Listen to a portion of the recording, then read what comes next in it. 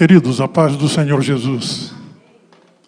Uma alegria podermos estar na casa do Senhor, na presença do Senhor, e podermos estar caminhando, com a graça do nosso Deus, cada dia.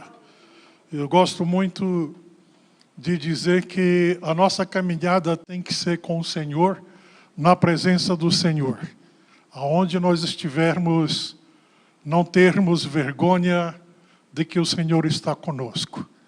Isso é muito bom. Eu louvo a Deus, eu glorifico ao nome do Senhor, por esta noite podermos conversar com os irmãos, analisarmos alguns textos bíblicos acerca da palavra em si. Nós estamos na Semana da Bíblia e o pastor Gideon Júnior nos convidou para hoje podermos falar sobre a importância da palavra de Deus para as nossas vidas, E eu quero convidá-los então para abrir as vossas Bíblias no livro de Deuteronômio.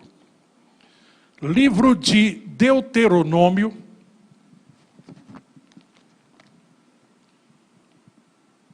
E eu quero ler justamente com os irmãos do versículo 3 do capítulo 6. Capítulo 6, do versículo 3 até o versículo 12, que nos diz assim: Ouve, pois, ó Israel, povo de Israel, e atenta que os guardes, para que bem te suceda, e muito te multipliques, como disse o Senhor Deus de teus pais, na terra que mana leite e mel. Ouve, Israel, o Senhor nosso Deus é o único Senhor. Amarás, pois, o Senhor teu Deus de todo o teu coração, e de toda a tua alma, e de todo o teu poder. Estas palavras que hoje te ordeno estarão no teu coração, e as intimarás a teus filhos, e delas falarás, assentado em tua casa, e andando pelo caminho, e deitando-te e levantando-te. Também as atarás por sinal na tua mão, e te serão por testeiras entre os teus olhos. E as escreverás nos umbrais de tua casa e nas tuas portas. Havendo-te, pois, o Senhor teu Deus introduzido na terra que jurou a teus pais, Abraão, Isaque e Jacó, e te daria, onde há grandes e boas cidades,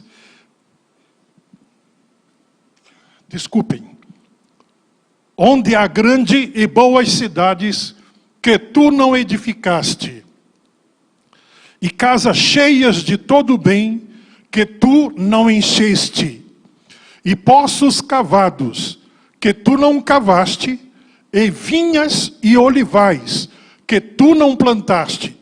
E quando comeres e te fartares, guarda-te e que te não esqueças do Senhor que te tirou da terra do Egito, da casa da servidão. Queridos, sabemos que não foi apenas Israel, foi uma grande multidão que foi tirada do Egito para ser conduzido à terra prometida.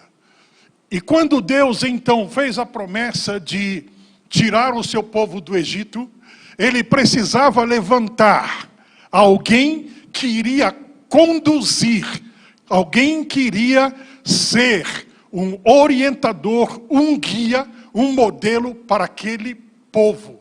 E Deus estabelece Moisés, e através de Moisés então, Deus mostra a este povo que iria tirá-lo da escravidão, iria levá-lo para a terra prometida, mas Deus deu a Moisés todas as regras que este povo precisaria começar a praticar para que quando eles tivessem chegado à terra prometida, eles poderem colocar em prática.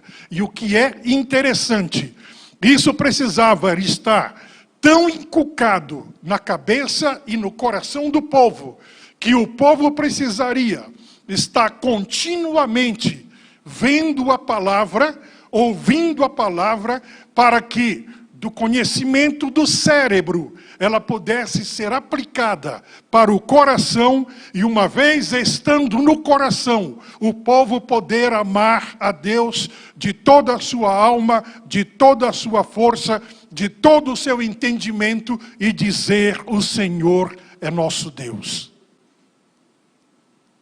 Queridos, estamos vendo que a palavra de Deus, que foi dada através de Moisés para o povo de Israel, quando esse povo foi tirado de lá do Egito como escravos, para ser conduzido à terra prometida, havia uma importante responsabilidade que foi passada de Deus a Moisés e Moisés ao povo, que era o povo ter amor, respeito e zelo pela palavra de Deus. E agora, a pergunta que não quer calar: Deus mudou? Deus mudou? A minha Bíblia diz que o Senhor continua sendo o mesmo Deus que Ele foi ontem, Ele é hoje e será eternamente. Deus não mudou a preocupação que Ele tinha do seu povo conhecer a sua palavra, amar, zelar e preservar esta palavra. E nós podemos ver então que a palavra de Deus no meio do povo de Israel, no início, a princípio, ela começou a ter um grande efeito, um grande prazer. Mas de repente, esse povo, quando entra na terra prometida, com pouco tempo, morre Josué. Em uma geração, esse povo distanciou-se da palavra de Deus. Bastou uma geração. O povo já não conhecia Deus. O povo já não conhecia as leis do Senhor. O povo já não tinha prazer na lei do Senhor. Que prazer nós estamos tendo com a palavra do nosso Deus. Quero convidá-los agora, dessa feita, a abrir as vossas Bíblias, lá para o Evangelho de Mateus. Evangelho de Mateus. E nós vamos deparar, queridos irmãos, com aquele que nele foi cumprida a promessa de que viria um Salvador, que viria o Messias, que nasceria de uma virgem, e esta virgem iria conceber e dar à luz a um filho, e o seu nome seria Emanuel, Deus conosco. Mas também a promessa dizia que o seu nome seria Jesus, porque ele iria salvar o povo dos seus pecados. E quando nós olhamos a palavra de Deus, em Mateus, capítulo 5, capítulo 6, capítulo 7, o tão famoso Sermão da Montanha, Jesus estabelece ali as regras e as normas para um novo povo. Um povo que seria tirado da escravidão do pecado. Um povo que seria tirado da escravidão não mais de Faraó e do Egito, mas do domínio de Satanás e do domínio do inferno. E ele viria para salvar este povo dos seus delitos e pecados, como disse Isaías, um povo que andava em trevas, agora o povo vê raiar a maravilhosa luz, e estava Jesus como a verdadeira luz do mundo, luz que iluminava todos que estavam em trevas, no monte, ensinando agora as regras do reino ou da terra para a qual ele iria conduzir este novo povo que Deus passa a chamar no Novo Testamento de igreja, o meu povo. Se nós queremos saber quais são as regras que Deus tem para a nossa vida como igreja do Senhor, se nós queremos saber qual é a maneira que devemos nos conduzir como cristãos, meu querido, minha querida que me ouve através da live, meus queridos irmãos e irmãs, é só olharmos capítulos 5, 6 e 7 de Mateus que nós vamos nos deparar com as regras que Jesus Cristo, ele estabeleceu para que começássemos a caminhada aqui neste mundo, praticando estas palavras, para que quando nós formos para a cidade celestial, a nova Jerusalém que está preparada, ataviada, para nós como noiva do Senhor, não termos nenhuma dificuldade. Pastora Sorilene,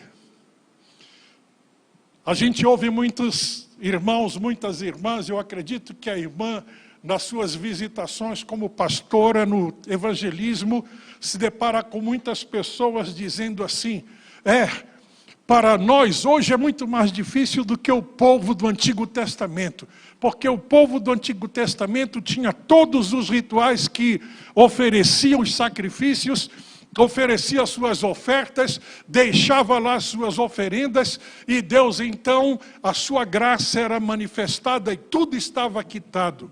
E eu quero dizer uma coisa, no Antigo Testamento, a palavra de Deus, ela mostrava regras sim, e regras que eram duras, mas quando Jesus, ele começa a falar acerca do reino dos céus, que o reino dos céus já estava no meio dos discípulos, o reino de Deus, disse Jesus, já está entre vós. E Jesus chega ao ponto de dizer, o reino de Deus está dentro de vós. Ele começa e diz, está entre vós. Quando os discípulos começam a entender um pouco melhor Jesus, agora ele já está dentro de vós, está em vocês. E quando nós olhamos o que Jesus mostra acerca desta nova vida, nós sabemos que Jesus Cristo foi aquele que veio para libertar o homem do domínio do pecado, do domínio de Satanás, das trevas e do poder do inferno. Mas este Jesus é quem conduziria a caminhada cristã para que nós pudéssemos e nós possamos chegar a terra prometida. É tanto que quando Jesus, antes de ir para o céu, eu vou mencionar o que está no capítulo 14 do Evangelho de João, quando Jesus disse para os seus discípulos, não se turbe o vosso coração, credes em Deus, crede também em mim, e ele afirma, na casa de meu Pai existe muitas moradas. Ponto.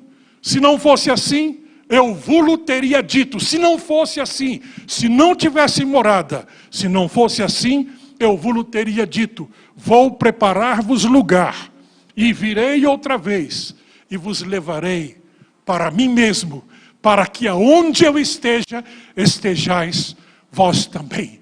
Querido, nós queremos saber como devemos nos conduzir, como devemos nos portar na nossa caminhada como cristão, até podermos chegar ao momento do arrebatamento da igreja, ou o momento de sermos ressuscitados, transformados, para poder subir ao encontro de Jesus. Concordo com muitos pregadores, afirmam, capítulo 5, 6 e 7 de Mateus, é a nossa carta magna. Nós podemos dizer que é a constituição celestial para o cidadão dos céus que caminha aqui na terra. E aí a pergunta também que não vai calar. Temos nos empenhado em procurar conhecer quais são as maneiras que devemos nos portar como cidadão dos céus aqui na terra, baseado nos ensinamentos de Jesus, Queridos, olha aqui para mim. Jesus é quem nos libertou do domínio de Satanás. Jesus é quem nos libertou do poder do pecado que daria como salário a morte a nossas vidas. Foi Jesus que nos libertou do domínio do inferno e tem pago o preço. Sua morte, seu sangue derramado lá na cruz, para que nós possamos ser levados à terra prometida, a Jerusalém celestial. E temos procurado conhecer. Eu quero te dizer, meu querido, eu quero te dizer, minha querida irmã, é muito bom nós estudarmos, conhecermos as Escrituras. Tem gente que tem uma paixão tão exacerbada por Apocalipse, né? É muito bom estudarmos, conhecermos Apocalipse, termos noção. Mas tem gente que tem uma obsessão tão grande nos mínimos detalhes do Apocalipse, do que vai acontecer futuramente. Eu costumo dizer, o meu futuro pertence ao Senhor. Eu só sei que eu preciso estar preparado até o dia que Jesus vier buscar a sua igreja. Dali para frente, o mundo aqui não me interessa, a menos quando eu vier com Jesus.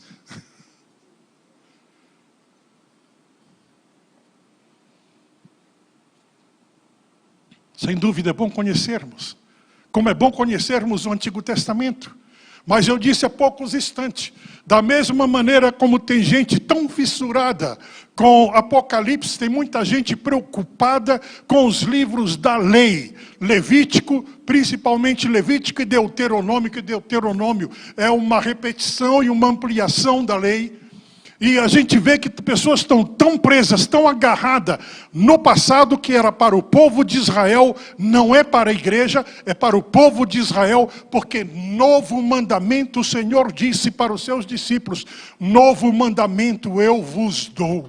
E nós precisamos conhecer essas regras, nós precisamos conhecer essa constituição celestial do capítulo 5, 6 e 7 do Evangelho de Mateus, para sabermos como devemos nos portar neste mundo como cidadão celestial. Eu gosto de dizer que nós temos dupla natureza. Natureza terrena, essa física, essa carnal, mas temos uma natureza espiritual. E aqui eu quero dizer, a nossa natureza espiritual, gerada em Cristo, gerada por Deus através de seu Filho Jesus Cristo, que fomos gerados nele. Nós fomos gerados para habitarmos o céu e não vivermos eternamente aqui na terra. Então, quando nós olhamos as Escrituras, nós vemos Deus tratando com o seu povo no Antigo Testamento de uma forma. Agora, no Novo Testamento, através de Jesus Cristo, o libertador da humanidade, não apenas do povo judeu, não apenas de Israel, mas o libertador para a humanidade. É tanto que João é claro quando ele diz, porque Deus amou ao mundo de tal maneira que deu seu Filho unigênito para que todo aquele que nele crer não pereça, mas tenha a vida eterna. E a característica desta vida, se queremos conhecê-la, volto a repetir, Mateus capítulo 5, 6 e 7, nós passamos a conhecer então a conduta cristã, como nos comportar, como nos portar, como nos conduzir neste mundo de trevas. Mas eu pedi para que os irmãos abrissem Mateus e queremos ler capítulo 7 de Mateus. E Jesus, então, ele estabelece uma importância da sua palavra.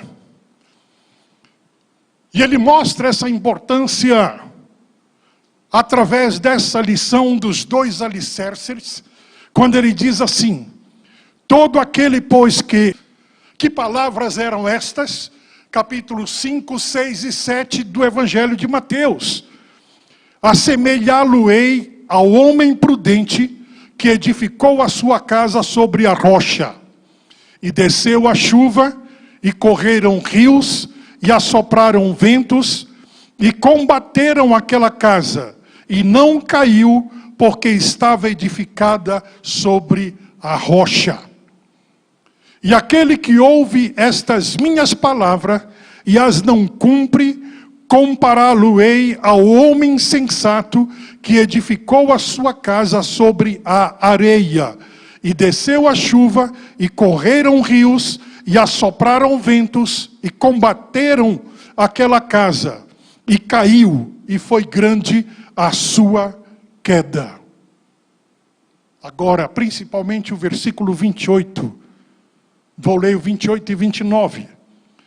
E aconteceu que, concluindo Jesus este discurso, podemos dizer estes ensinos, a multidão se admirou da sua doutrina, do seu ensinamento, dos seus mandamentos, porquanto os ensinava com autoridade e não como os escribas. Queridos, é interessante que Jesus ali, naquele sermão do monte, foi reconhecido como alguém que tinha um ensino diferente. Por que o ensino era diferente? Porque o povo estava acostumado com os ensinos mosaicos. Agora veio Jesus como o Messias prometido, como Salvador para a humanidade, e ele mostra que o reino dos céus estava neste mundo, estava no meio do povo, e estava depois dentro do povo, acerca dos seus discípulos, e ele então traz um ensino completamente diferente do que estava no Antigo Testamento. Ele passa então agora a transmitir o ensino, não especificamente para judeus, mas agora ele trata a humanidade de duas formas. Antes, o Senhor olhava para a humanidade, judeu e gentil. E agora, através de Jesus Cristo, Deus olha ao mundo e ele vê salvos em Cristo e não salvos em Cristo. Aqueles que realmente aceitaram a Cristo de todo o seu coração e aqueles que rejeitam a Cristo por não querer tê-lo como Salvador e Senhor para as suas vidas. Então Deus olha para este mundo e vê a igreja e o mundo, os que não são da igreja. Ele olhava para o passado, judeus e gentios. Hoje o Senhor olha do céu à terra, ele vê a mim, ele vê a você, pastora Sorilene, ele vê aos amados irmãos, não apenas como Cícero, Sorilene, irmã Júlia, irmã Ruth, pastor Eston e os demais irmãos. Deus não olha dizendo, ali está a Sorilene, ali está a irmã Ruth, ali está os demais irmãos. Não, ele olha, ele vê primeiramente quem? Cristo, que é o nosso Redentor, é o nosso Salvador, é aquele que pagou o preço da nossa redenção para depois então chegar a nós. Lembram que Jesus Cristo é o mediador entre nós e Deus? E só há um mediador entre o homem e Deus, que é Jesus Cristo, o homem. Quando Deus olha, ele olha primeiro para o mediador, para depois para aquele que foi mediado. É por isso que muitas vezes a gente conversa com várias pessoas e comumente costumamos dizer, não fique preso ao seu passado. Porque o teu passado, Cristo pagou o preço dele. O que você tem que se preocupar é o teu hoje e tu viver o amanhã com o Senhor. Porque o passado já ficou para trás. E nós precisamos nos desvencilhar do passado de uma velha vida para podermos viver a nova vida em Cristo. Mas assim, queridos, como Deus estabeleceu a importância da sua palavra para o povo de Israel no Antigo Testamento, Deus tem estabelecido a importância da sua palavra para nós como igreja. E a palavra de Deus, ela tem de si mesma algumas características, algumas analogias que ela faz uma comparação de si mesma através do próprio ensino de Jesus, através dos ensinos dos apóstolos, nós podemos encontrar as Escrituras sendo tratadas, sendo chamadas de forma alegórica. E nós queremos ver alguma destas formas. Existe uma imensidão, existe dezenas de maneira como nós podemos encontrar como a Bíblia, como a palavra de Deus, ela é comparada. Mas eu quero convidá-los a abrir as vossas Bíblias para Jeremias capítulo 23. Jeremias capítulo 23, versículos 29. E nós vamos nos deparar, queridos, a própria palavra do Senhor, usando essa figura de linguagem. Não é a minha palavra como fogo, diz o Senhor, e como um martelo que esmiuça a pedra. Nós temos duas figuras aqui que foi usada para ilustrar a palavra de Deus. A primeira, fogo. Queremos nos deter nela aqui como fogo. Queridos, todos nós sabemos a importância do fogo. Sem fogo, muitos alimentos não seriam comidos, né? Comer feijão cru, como seria? Milho verde, quando a gente está com fome, a gente ainda come assim, ainda rói um pouquinho espiga de milho verde, porque tem aquele leite e torna macio. Mas quem conseguiria comer milho seco? O fogo é importante para a sobrevivência do ser humano. O fogo foi algo, quando houve a descoberta do fogo, de acordo com os historiadores, foi algo que revolucionou a alimentação da história da humanidade. Porque começaram então a cozer alguns alimentos que antigamente se estragava com facilidade. Só que quando a Bíblia diz que a palavra de Deus é como um fogo, ela não está usando o fogo nesse sentido que é destruidor. Você toca um fogo numa lenha, rapidamente a lenha se consome. Coloca no carvão, em pouco tempo o carvão virou cinza. Não, aqui ele está usando uma figura de linguagem de um fogo que não é um fogo consumidor. E para isso é preciso nós entendermos o que é o cadilho. E nós vamos ver essa referência bíblica aqui, fazendo inferência com outros textos bíblicos. O que é cadilho? Na linguagem lá do norte, onde existe garimpo, e aonde qualquer região que tenha garimpo de ouro, existe uma vasilha de aço, e algumas vezes é feito até da carcaça de motor de geladeira, porque é um aço muito duro e muito resistente ao fogo. É chamado de cadilho. Eles colocam o ouro naquele cadilho, e eles vêm com fogo, e então eles metem fogo à vontade no ouro. Sabe o que acontece? O ouro não é consumido pelo fogo. Quanto mais fogo no ouro, mais puro o ouro fica. E o que Deus estava dizendo para o povo era: por acaso a minha palavra não é um fogo que purifica? Não é um fogo que tira a impureza? Quando nós olhamos o povo de Israel no Antigo Testamento, quantas vezes Deus advertia o povo para sair das práticas da idolatria, para sair da prática do paganismo, da adoração a deuses pagãos, e se voltasse para Deus e se purificasse, ou seja, tire a impureza do meio de vocês para que eu possa vos abençoar.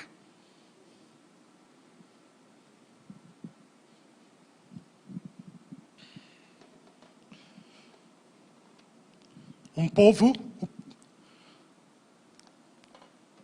que era para ser purificado pelo fogo, mas não um fogo que consumiria suas vidas, mas sim que o purificaria dos seus delitos e pecados.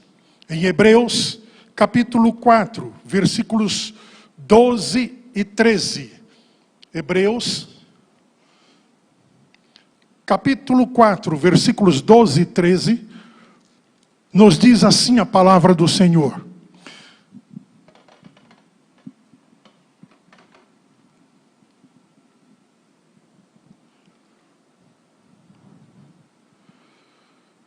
Porque a palavra de Deus é viva e eficaz, é mais penetrante do que qualquer espada de 2 gumes, e penetra até a divisão da alma e do espírito, e das juntas e medulas, e é apta para discernir os pensamentos e a intenção do coração. Não há criatura alguma encoberta diante dele. Antes, todas as coisas estão nuas e patentes aos olhos daquele com quem temos de tratar.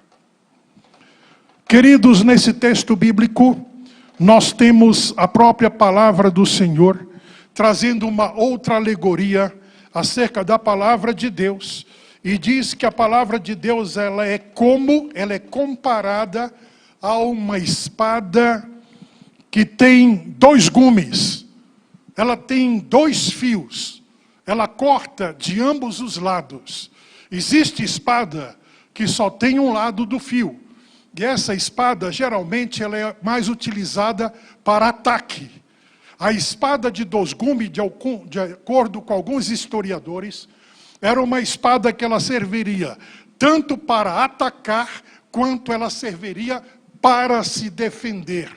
Um exemplo, quando o elemento viesse com uma arma pequeno porte, para furar o guerreiro que estava com uma espada, por qualquer lado que ele batesse com a espada, ele cortaria. Então ele defenderia. E quando nós olhamos esse texto bíblico, nós vamos dar uma olhada no seu contexto, nós vamos ver que a palavra de Deus ela é considerada como uma espada de 2 gumes, e o escritor aos Hebreus, creio eu, Paulo, ele diz que ela penetra no nosso interior, e ela é apta para discernir as intenções do nosso coração. Porque Paulo usa essa figura de espada de 2 gumes? Ela corta para atacar, como uma arma de ataque, mas ela serve como uma arma de defesa. E como arma de defesa, a espada, ela precisa estar, a palavra de Deus precisa ser como uma espada para cortar aquilo que precisa ser cortado na nossa natureza humana, pecaminosa, terrena e passageira. A palavra funciona como algo que vai cortar, vai tirar a impureza da nossa vida. É bom nós lembrarmos. O apóstolo Paulo, ele chega ao ponto de mostrar acerca de conduta que não devemos ter. Ele chega ao ponto de mostrar alguns exemplos de prática, e ele diz: aquele que mentia, corta a mentira da tua vida. Aquele que roubava, usa essa espada, corta o roubo da tua vida. E assim sucessivamente. Aquele que trapaceava, ele diz: corta essa prática da tua vida. Pega essa espada aqui, e procura tirar isso da tua vida. É uma espada de 2 gumes, ela está pronta e apta para limpar, para poder mudar a intenção dos nossos corações. Por isso a importância da palavra de Deus para a nossa vida como cristãos. Por isso a importância de lermos e meditarmos na palavra de Deus para a nossa vida. É nela que nós vamos conhecer como devemos nos conduzir neste mundo, como devemos ter a nossa prática de vida. Ontem estivemos conversando com 2 irmãs lá no céu azul na terceira etapa, e estávamos justamente falando sobre isto. E mencionamos sobre a conduta cristã. Não importa o que irmão fulano de tal faz. Não importa o que irmã fulana de tal faz. Não importa o que o Betrano deixou de fazer.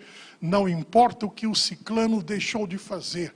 Queridos, cada um de nós seremos responsáveis pelos nossos atos. Eu não vou poder prestar conta do ato de ninguém, como ninguém vai prestar conta dos meus atos. O pai não leva a iniquidade do filho, nem o filho leva a iniquidade do pai. Pelo contrário, cada um prestará conta dos seus atos. E nós precisamos avaliar os nossos atos à luz da palavra de Deus. E como uma espada, o Senhor tem colocado essa arma nas nossas mãos, não só para atacar as astutas ciladas do diabo, quando o diabo lança. Eu estava conversando com um irmão, esse irmão novo convertido, e de repente ele falou algo. Eu aceitei Jesus, eu me esforço, mas a minha mente sempre tem coisas que quer me levar a praticar o que eu praticava no passado. Eu disse, você tem uma arma que Deus colocou em tuas mãos. Você tem a palavra de Deus. Aplica essa palavra como espada no teu coração. Porque se ela está na tua mente, está no teu coração, o momento em que o diabo lançar essas ideias sinistras na tua mente, se a palavra de Deus estiver dentro do teu coração com uma espada, o homem tira o bom tesouro da onde? Do seu coração. Mas ele vai tirar do seu mau tesouro, do seu coração, aquilo que é de mal. É do nosso coração que procede, irmãos, as janelas para a vida, coisas boas ou coisas ruins. Agora, eu preciso alimentar a minha mente e o meu coração da palavra de Deus. Não lembro quem que falou esses dias, alguém falou, não estou lembrado quem, que a pessoa mencionou que a palavra ela precisa primeiro estar na nossa mente e depois descer ao nosso coração para que a gente possa tirar dela aquilo que vem trabalhar na nossa mente. E é uma realidade. É por isso que é importante nós não só lermos, mas nós meditarmos, mas nós também memorizarmos a palavra de Deus. Queridos, outro texto bíblico que eu gostaria que os irmãos pudessem ver conosco.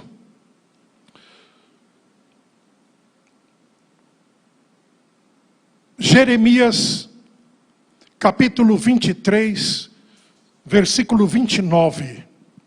Jeremias, capítulo 23, versículos 29, é mostrado como um martelo.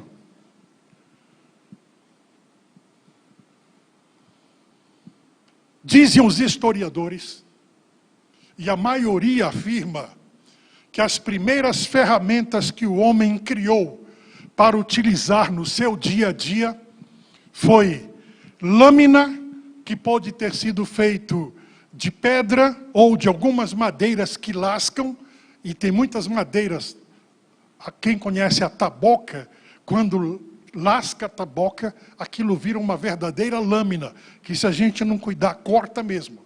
Mas o certo é que dizem que as primeiras ferramentas foi lâmina, foi faca ou machada, e machado feito de pedra. Eles desgastavam a pedra para fazer aquela parte afiada para usar como uma lâmina cortante. Olha a importância que a ferramenta como o martelo ela tinha, porque o martelo ele esmiuçava a pedra. Se eles precisavam utilizar pedras para construir alguma coisa, eles tinham um martelo feito de pedras que eles batiam para quebrar pedras. E é interessante que a palavra de Deus nos mostra que ela em si é usada, ela é aplicada para a nossa vida como um martelo. Aí nós queremos, então, trazer uma comparação desse martelo com a pedra. Sabe o que a Bíblia, desde o Antigo Testamento, já nos mostrava? Que o homem sem Deus, ele tem o coração como coração de... Quem lembra? Coração de quê? De pedra. Deus disse ao povo de Israel que ele iria transformar aquele coração de pedra deles e dar um coração de carne. A palavra de Deus é como um martelo, como uma marreta que bate dentro da dureza do nosso coração e esmiuça tudo aquilo que é uma dureza que impede a nossa redenção, a nossa submissão a Cristo, a nossa obediência à sua palavra. A própria palavra de Deus, ela esmiuça essa pedra do nosso coração, para que o Espírito de Deus possa aplicar um coração de carne, um coração quebrantado, porque um coração de carne quebrantado, contrito para Deus, Deus não o despreza. Mas um coração duro, é só nós lembrarmos da história de Esaú. Um coração duro, um coração de pedra, não encontra diante de Deus arrependimento. Vamos avançar, porque as horas passam. Outra analogia da palavra, João capítulo 4, versículos 13 e 14. Em João capítulo 4, versículos 13 e 14, a palavra de Deus, ela é comparada como a água. Lembram quando Jesus ele precisava passar por Samaria? E ele então senta à beira do poço de Jacó. Os seus discípulos foram buscar alimentos. E nisto uma mulher samaritana, ela foi para buscar água. E quando ela chega ali para tirar água, Jesus olha para aquela mulher e disse: mulher, dá-me de beber. E a mulher disse para Jesus, coração duro, né? Coração do samaritano com o judeu era muito duro, um com o outro. Aí ela disse para Jesus: como tu, sendo judeu, pede a mim de beber, visto que sou uma mulher samaritana? E Jesus olha para aquela mulher com uma forma tão amorosa. Eu olho para esse texto bíblico muitas vezes e digo: Deus, quanto tu nos ama, porque o teu amor não foi demonstrado só para aquela mulher samaritana. Esse teu amor é demonstrado para toda a humanidade. Apenas foi mostrado para a samaritana o estado que ela estava, como muitos de nós podíamos estar em estado pior ou menos pior do que o dela. Mas estávamos mortos nos nossos delitos e pecados.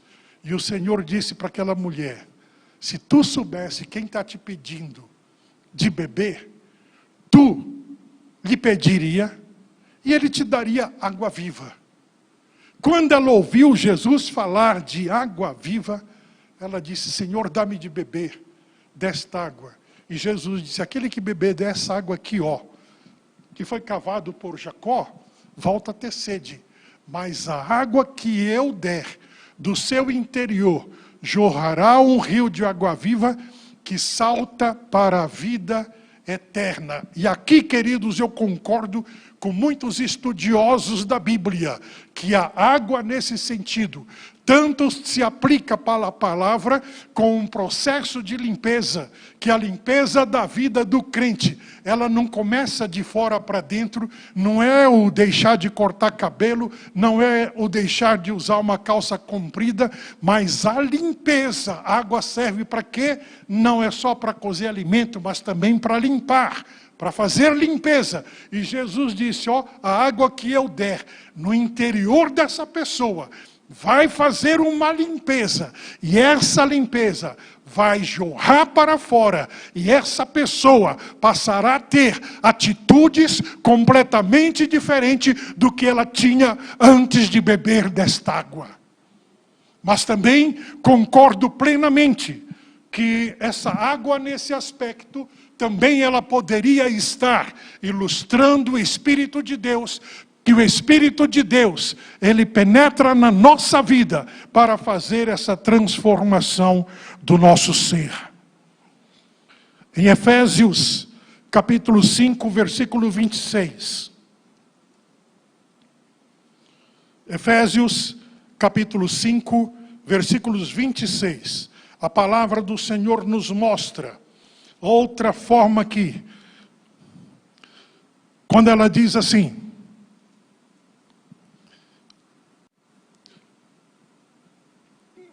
para a santificar, purificando-a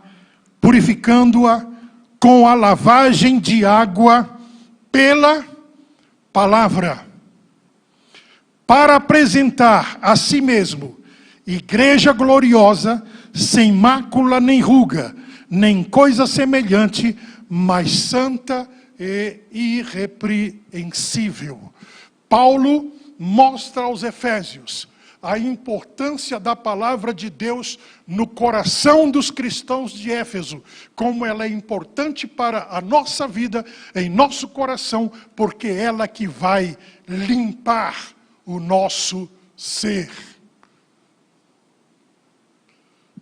Queridos, é impressionante que quando nós olhamos a Bíblia, nós nos deparamos com muitas passagens importantes que a Bíblia nos dá, figuras, e figuras essas que elas demonstram quanto Deus tem interesse que nós tenhamos essa valorização e sabermos utilizar a palavra com aquilo que ela é comparada para o nosso dia a dia.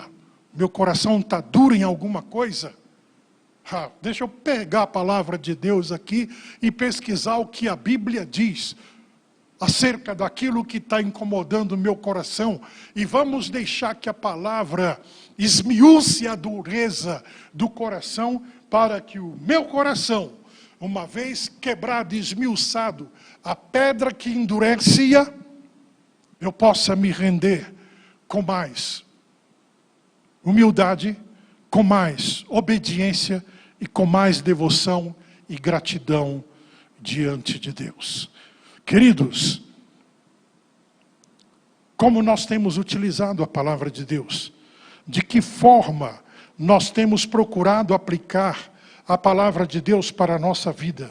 Eu quero ainda concordar com os irmãos de abrirmos em João capítulo 15, versículo 3, quando Jesus ele chega e ele diz assim: eu sou a videira verdadeira e o meu pai é o agricultor. Toda vara que em mim plantada dá fruto, ele faz o quê? Limpa, para que ela dê mais frutos. Temos falado muito de frutificação na igreja, na evangelização, discipulado, no nosso testemunho, no nosso trabalho cristão. Tem sido muito trabalhado na igreja o nosso dever, a nossa função de podermos levar a palavra de Deus àqueles que ainda não conhecem ao Senhor, para que eles possam conhecer ao Senhor, para que eles possam aceitar Jesus como Salvador e Senhor para nossas vidas. Mas é preciso nós amarmos essa palavra, é preciso zelarmos dela, mas é preciso compartilharmos. Dar água a quem tem sede. O mundo está sedento de Deus. A palavra de Deus é a água que sacia a sede do mundo sem Deus. A palavra de Deus ela é também comparada ao pão. O mundo está faminto de Deus. Precisamos levar pão àqueles que estão famintos de Deus, a palavra de Deus, para que eles possam saciar a sua fome de Deus. Que Deus em Cristo Jesus possa nos abençoar, possa nos ajudar a não apenas nos tornar conhecedores, mas praticantes em todos os momentos, aonde quer que estejamos, para que o nome do nosso Deus seja engrandecido na nossa vida, através da nossa vida, para a vida de outrem. Amém? Vamos nos colocar de pés.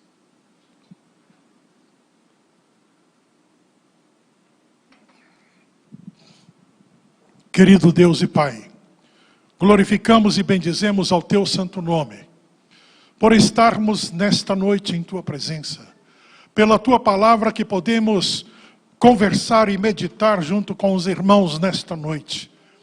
Senhor, eu rogo a Ti que o Teu Espírito Santo possa aplicar esta palavra aos nossos corações, nos fazendo lembrar da importância que precisamos dar à Tua palavra, de tê-la, Senhor, guardada na tábua do nosso coração, e podermos também, não só tê-la em nosso coração, mas inculcar, Senhor, fazer com que ela penetre no coração dos nossos filhos, e os filhos dos nossos filhos também conheçam a Tua palavra, e assim podermos transmitir a todos aqueles que estão à nossa volta, para que possamos levar aos mais distantes. Nós somos gratos a Ti, e nós Te louvamos pelo Teu amor, pela Tua graça e a Tua misericórdia, por ter enviado Jesus Cristo como Salvador e Senhor para as nossas vidas.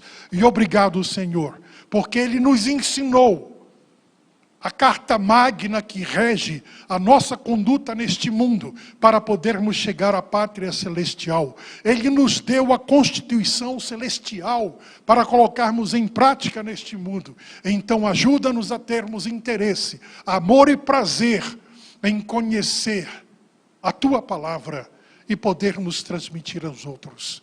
Pai, nós oramos a Ti e pedimos em nome de Jesus. Amém. Amém. Que Deus abençoe a cada um dos irmãos, em nome de Jesus.